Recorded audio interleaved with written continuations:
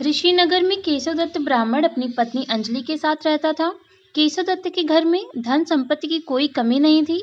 नगर में सभी केशवदत्त का सम्मान करते थे, लेकिन केशवदत्त संतान नहीं होने से बहुत चिंतित रहता था। दोनों पति पत्नी प्रति मंगलवार को हनुमान जी की पूजा करते थे। विधिवत मंगलवार का व्रत करते हुए कई वर्ष बीत गए। ब्राह्मण बहुत निराश हो गया, लेकिन उसने व्रत करना नहीं छोड़ा। कुछ दिनों के बाद केशवदत्त हनुमान जी की पूजा करने के लिए जंगल में चला गया। उसकी पत्नी अंजलि घर में रहकर मंगलवार का व्रत करने लगी। दोनों पति पत्नी पुत्र प्राप्ति के लिए मंगलवार का विधिवत व्रत करने लगे। अंजलि ने अगले मंगलवार को व्रत किया, लेकिन किसी कारणवश उस दिन अंजलि हनुमान जी को भोग नहीं लगा सकी और उस दिन वह सूर्यास्त के बाद भूखी ही सो गई। अगले मंगलवार को हनुमान जी को भोग लगाए बिना उसने भोजन नहीं करने का प्रण लिया। 6 दिन तक अंजलि भूखी प्यासी रही। 7वें दिन मंगलवार को अंजलि ने हनुमान जी की पूजा की, लेकिन तभी भूख प्यास के कारण अंजलि बेहोश हो गई। हनुमान जी ने उसे स्वप्न में दर्शन देते हुए कहा, उठो पुत्री, मैं तुम्हारी पूजा पाठ से बहुत प्रसन्न हूँ। तुम्हें सुंदर और सुयोग्य पुत्र होने का वरदान देता हूँ। यह कहकर हनुमान जी अंतर्ध्यान हो गए। तत्काल अंजलि ने उठकर हनुमान जी को भोग लगाया और स्वयं भोजन किया। हनुमान जी की अनुकंपा से अंजलि ने एक सुंदर शिशु को जन्म दिया। मंगलवार को जन्म लेने के कारण उस बच्चे का नाम मंगल प्रसाद रखा गया। कुछ दिनों बाद अंजलि का पति केशवदत्त भी घर लौट आया। उसने मंगल को देखा तो अंजलि से पूछा, यह सुंदर बच्चा किसका है? अंजलि ने खुश होते हुए हनुमान जी के दर्शन देने और पुत्र प्राप्ति होने के वरदान के बारे में सारी कथा सुना दी, लेकिन केशवदत्त को उसकी बातों पर विश्वास नहीं हुआ। उसके मन में पता नहीं कैसे कलुषित विचार आ गया कि अंजलि ने उसके साथ विश्वासघात किया है। अपने पापों को छिपाने के लिए अंजलि झूठ बोल रही है।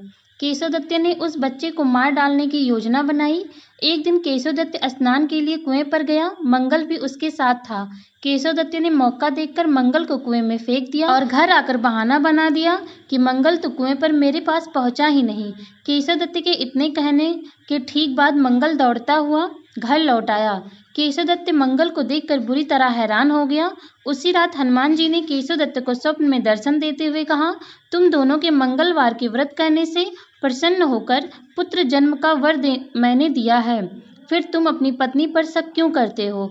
उसी समय केशवदत्त ने अंजलि को जगाकर उससे क्षमा मांगते हुए स्वप्न में हनुमान जी के दर्शन देने की सारी बात बताई। केशवदत्त ने अपने बेटे को हृदय से लगाकर बहुत प्यार किया। उस दिन के बाद सभी आनंद पूर्वक रहने लगे। मंगलवार का विधिवत व्रत करने से केशवदत्त और उनके सभी कष्ट दूर हो गए। इस तरह जो स्त्री पुरुष विधिवत मंगलवार का व्रत करके कथा सुनते हैं, हनुमान जी उनके सभी कष्ट दूर करके घर में धन संपत्ति का भंडार कर देते हैं। शरीर के सभी रक्त विकार के रोग भी नष्ट हो जाते हैं। आरती कीजिए हनुमान लला की, दुष्ट दलन रघुनाथ कला की। जाके बल से गिरिवर कापे, रोग दोष जाके निकट न झाके। आरती कीजिए हनुमान लला की, अंजनी पुत्र महाबलिदाई। संतन के प्रभु सदा सहाई। आरती कीजिए हनुमान लला की। हे बीरा रघुनाथ पठाई, लंका जारि सिया सुध लाई। आरती कीजिए हनुमान लला की, लंका सो कोट समुद्र सी खाई। जात पवन सुत बार न लाई। आरती कीजिए हनुमान लला की, लंका जारि असुर संहारे। सिया राम जी के काज सवारे। आरती कीजिए हनुमान लला की, लक्ष्मण मूर्छित पड़े सकारे। आदि संजीवन प्राण उबारे। आरती कीजिए हनुमान लला की, पैठी पताल तोरि जमकारे। अहिरावण की भुजा उखाड़े।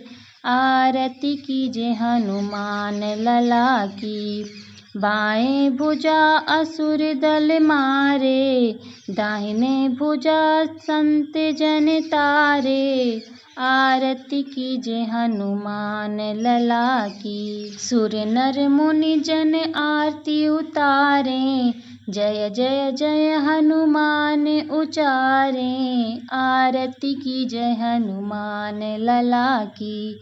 कंचन थार कपूर लो छाई, आरती करते अंजना माई।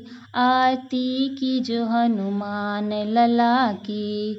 लंक विध्वंस कीन रघुराई, तुलसीदास प्रभु कीरति गाई। आरती कीजो हनुमान लला की। जो हनुमान जी की आरती गावे, बसी बैकुंठ परम पद पावे। आरती कीजो हनुमान लला की। सिया बलरामचंद्र की जय। पवन सुत हनुमान की जय। आशा करती हूँ कि आपको वीडियो अच्छी लगी होगी। आप वीडियो को लाइक करें और शेयर करें और इसी प्रकार के वीडियो देखने के लिए हमारे चैनल को सब्सक्राइब करें।